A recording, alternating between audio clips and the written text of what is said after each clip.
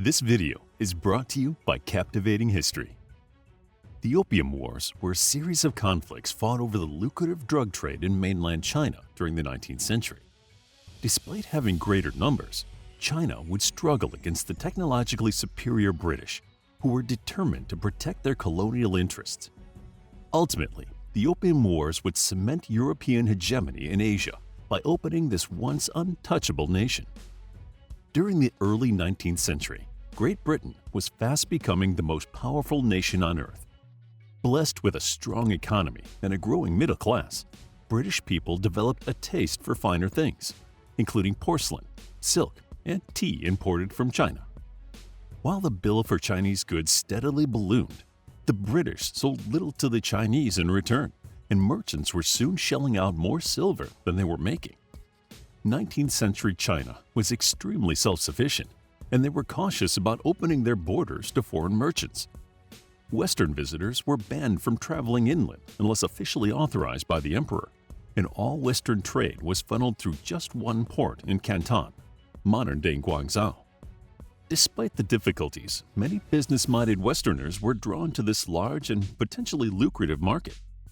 Looking to rectify the trade imbalance, and with nothing useful to sell, legions of British merchants resorted to selling illegal opium, which was moved around China via the black market. Harvested from poppies grown in British India, opium was officially banned in Britain, and you could only buy it when it was diluted to make laudanum. While opium smoking was not new in China, it was not yet the massive social ill it would become. And during the 1780s, British merchants struggled to sell even one crate to the Chinese. However, with repeated efforts, the first flowering of widespread addiction steadily increased demand, and soon roaring profits were made off the dangerous drug. Between 1806 and 1807, the Chinese had spent almost 7 million silver dollars on opium. By the late 1830s, consumption was widespread. A determined Chinese official, the formidable Viceroy Lin Zizhu, went on a personal mission to end the addiction crisis. He seized every crate of opium he could get his hands on and wrote an open letter to Queen Victoria asking that the illegal opium trade be halted. Lin's letter was an attempt to tug on the Queen's conscience. Surely, Victoria could not permit British merchants to buy spices, tea, and silk in exchange for poison. While Lin never received a reply from the Queen, he introduced new and increasingly harsh measures to deal with drug trafficking. Opium dealers were sentenced to death, as were officials who turned a blind eye to the trade. By 1839, the foreign quarter of Canton was locked down in a concerted effort to recover all the opium not already turned over to the authorities. Thousands of smuggled crates were uncovered and destroyed. Troops oversaw the process, and trade was only reopened again under strict controls. Concerned they would lose all their profits, the British opium merchants sought compensation for their lost wares. Although the British government agreed to match the impounded goods cost, the hard-up merchants also demanded that the Chinese government compensate them for any future losses. China refused, and many angry traders called for Britain to send troops to China. Meanwhile, Viceroy Lin was incensed that many opium smugglers were still finding new, more creative ways to get the drug into China, including sneaking it in via the Portuguese colony of Macau. In July 1839, tensions finally came to a head when a group of drunken British sailors killed a Chinese villager. When the British arrested the men, they sentenced them to just 6 months of hard labor and did not permit the Chinese to try them in a local court. Viceroy Lin asked the British to hand the men over, but the British knew that, given a chance, the Chinese would execute the sailors. Furious, Lin passed an edict forbidding the sale of food to British nationals. This was an attempt to force them to either cooperate or leave China altogether. This provocative act was a risky move on the part of the Chinese, who did not yet realize the extent of British naval power. While most of the British immediately fled China, some merchants remained just off the coast, quickly running out of provisions. Concerned for the welfare of those who remained, the British Trade Commissioner demanded that the Chinese sell them food, and when they continued to resist, he ordered the British to open fire on Chinese ships. This small skirmish, known as the Battle of Kowloon, ended in a stalemate, with the British boats fleeing down the coast to buy provisions. After a brief and ultimately inconclusive engagement at the Battle of Chuanpai, the Chinese government was convinced they had finally rid themselves of the troublesome British, most of whom had disappeared from Chinese waters. Little did they know, the British Parliament was discussing serious military action, and many fictitious stories about Chinese cruelty began to circulate in British newspapers, encouraging popular support for a war. By June 1840, the British were back, armed with a war fleet and determined to take punitive measures against a defiant China. After quickly capturing the port city of Dinghai, the British moved up and down the coast, annihilating the Chinese Navy in battle after battle. While the Chinese had superior numbers, they were easily outclassed by British technology, and many Chinese junks, or wooden sailing ships, were repeatedly blown to pieces by large steam-powered British gunboats. Not only could these modern warships fire farther than their Chinese opponents, but they could also sail against the prevailing winds and tides, which usually dictated how naval battles were fought. By early 1841, the British had received considerable reinforcements, including a new and formidable steamship, HMS Nemesis, which they sailed down the Pearl River to capture the city of Canton. The Chinese had believed that Canton was relatively safe, as the shallow Pearl River was difficult for boats to navigate. However, the new British ships had been engineered to tackle shallow waters, even at low tide. While the British captured Canton relatively quickly, they could not hold the city long with so few men. Agreeing to hand the city back in exchange for cash, the British set up a base in nearby Hong Kong. The British would spend the next year campaigning along the Yangtze River's length, creating as much disruption as possible. By the summer of 1842, the Chinese had capitulated, and the First Opium War ended with the signing of the Treaty of Nanking. This humiliating agreement opened 5 ports to the British and gave Hong Kong to Britain as a permanent base of operations. China would not get it back until 1997.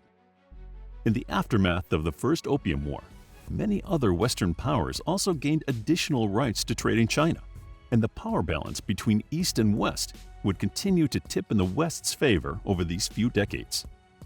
Many more Chinese people were exposed to Western culture for the first time, and plenty headed west to find work. Even more were kidnapped or tricked into slavery. It is estimated that up to 40% of the Chinese slaves transported to the West died in transit under horrific conditions. Opium continued to be traded in huge quantities, and some historians believe it became the single most profitable commodity in the entire British Empire. Peace would not last for long. By the 1850s, China was racked with massive internal problems. The Taiping Rebellion, a political movement founded by a visionary prophet, challenged the authority of the young Chinese Emperor Xianfeng, and the rebellion would consume China for almost 14 years. Seeing that China was in a weakened state, the British looked for an opportunity to expand their trade rights once again, and in 1856, a diplomatic incident gave the British an excuse for war. During an investigation in Canton, some Chinese officials had boarded a British ship called the Arrow and arrested the Chinese crew members. Although it was a British merchant ship, the vessel had once belonged to a crew of pirates, and 2 of its original crew members were still working on board. The British consul argued that because the sailors were working on a British ship, the Chinese had no right to arrest them. A heated argument ensued, during which one Chinese official slapped the British consul across the face. Although the Chinese eventually released the prisoners after a heated negotiation, they refused to apologize for the incident, and rumors circulated that they had lowered the British flag on the Arrow. This flimsy pretext was enough for the British, who responded by sailing warships down the Pearl River, once again attacking the riverside forts around Canton. Although the Chinese viceroy stationed in Canton immediately ordered the locals to kill every foreigner they encountered, the British ultimately met with little resistance and blew a hole in the city walls. Soon, other Western powers got involved in the Second Opium War, seeing it as an important opportunity to open trade with the vast Asian power. The French used the murder of a French missionary in the country as an excuse to send troops to China, and the Russians and the Americans would join the trade negotiations when China appeared to be losing. Once again, Western naval and technological superiority made the Second Opium War a foregone conclusion. The Chinese soldiers fighting in Canton were still using bows and arrows and flintlock muskets from the 18th century. After capturing Canton in 1858, Anglo-French troops were determined to get close enough to the Chinese emperor to scare him into submission. Western soldiers broke through Chinese river defenses and sailed towards Tianjin, a city on Peking's outskirts. With enemy troops just 30 miles away from the capital, the frightened emperor agreed to negotiate. The Treaty of Tianjin, which provided considerable concessions to the Western powers, was written and signed in June of 1858. However, although the treaty had already been agreed upon, at the last moment the Chinese refused to acknowledge the humiliating document, and they made a last stand against bullying Western powers. A major battle broke out in the summer of 1859 around the Daegu Fort Complex, which guarded the high river route to Tianjin. The battle was brutal, and during the assault, a battalion of British Marines got stuck in the soft mud at low tide and were massacred by the Chinese. While British losses were severe, the Western Alliance was now more determined than ever to punish China. In the summer of 1860, a sizable Anglo-French army returned, broke through the Chinese river defenses, and marched their forces directly into Peking. The Chinese emperor was ready for them, having amassed an enormous army of over 20,000 men, partly composed of crack troops from Mongolia. This vast force met the invaders before they reached Peking, but their inferior technology and medieval tactics could not defeat a modern military force, and they were quickly cut to ribbons by the concentrated firepower of the Western gunners. Recognizing that defeat was inevitable, the emperor himself fled the city while the gates were opened, and Anglo-French forces set about looting the imperial palaces. Millions of dollars worth of artwork made for the imperial family was carried away to Europe, and a small Pekingese puppy found on the grounds was later given to Queen Victoria personally. As a joke, he was nicknamed Ludi. During the March on Peking, many British prisoners were found living in horrific conditions, and when it came to light that the Chinese had tortured and executed some, the British commander, Lord Elgin, ordered that the emperor's summer palace, Yuanming Gardens, be burnt to the ground. While many were embarrassed by this act of cultural vandalism, Lord Elgin himself was hailed as a hero in Britain for his righteous act of vengeance. With no other options available, the emperor's brother, Prince Gong, signed the Western Treaty Agreement at the Convention of Peking. Foreigners were given the right to travel across China. 11 more ports were opened, and missionaries were given the right to preach. Opium was legalized, and the British claimed almost $10 million worth of war reparations besides the loot they had stolen. The now sickly Emperor Zhengfeng, who was ironically struggling with opium addiction, would die within a year, broken and humiliated. Although the British would only agree to stop selling the drugs to China in 1907, opium addiction would continue to ravage the country until the 1950s, when Chairman Mao's ruthless communist government finally rotted it out. To learn more about the Opium Wars, check out our book, The Opium Wars, a captivating guide to the First and Second Opium War and their impact on the history of the United Kingdom and China. It's available as an ebook, paperback, and audiobook. Also, grab your free Mythology Bundle ebook while still available. All links are in the description. If you enjoyed the video, please hit the like button and subscribe for more videos like this.